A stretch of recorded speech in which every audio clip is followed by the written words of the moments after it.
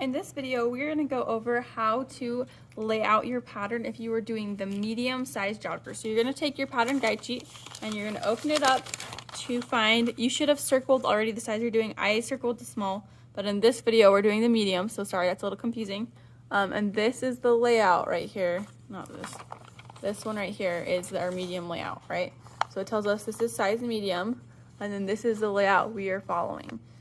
If you have a different piece of fabric for pattern pieces 4 and 5, then you'll also have this layout over here circled. If not, you should have added pieces 4 and 5 to the side, okay? So just keep that in mind as we work. This is what we're following. I'll put that kind of up at the top here so we can see it. Move my pattern pieces down. You should have already cut out your paper pattern pieces so that you have them right here. 1, 2, 3, 4, and 5, and 6. I want to make note of one thing. Piece 3 is laid out twice in our pattern, but I only have one of them. You'll also notice that it says cut 4 on there, and all the other ones say cut 2. So I need to actually make a copy of this pattern piece, or when I lay it out, I'll just trace it in one place and move it over. But if you just have a scrap piece of paper, then you can make a copy of that, and I'm just gonna grab one of these. So that's my copy of piece 3. So I actually need 2 piece 3s to be ready to go. Then I'm going to take my half sheet of paper and I'm going to pretend like it's my fabric. So I'm going to fold it in half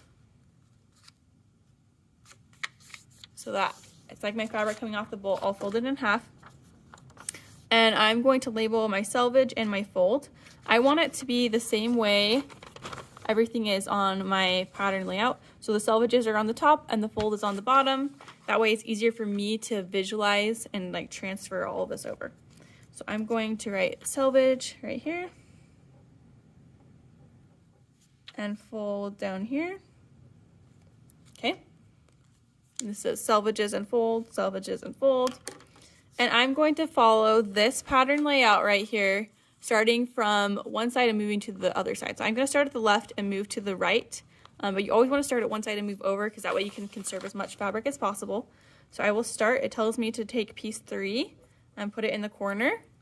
So I'll put piece 3 in the top left corner. And then I'll zoom in just a little bit so you can see both of these better. I'll take my next piece 3 and put it in the top left corner.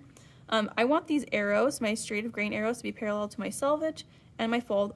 I will measure them out in just a little bit, but first I'm going to lay each piece down so I know that I have space for it. And then I will measure them and glue them down. Just like if you were laying this out for real, you would first kind of get an idea of where everything goes, then you would measure a little bit more exact, pin them down, and then cut it out.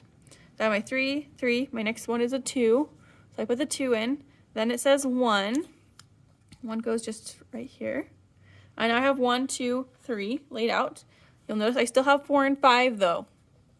If you have a different piece of fabric for your waistband and your leg bands, then you're going to lay them out on a separate piece of fabric and you would just draw a line right here to kind of show that it's a separate piece of fabric.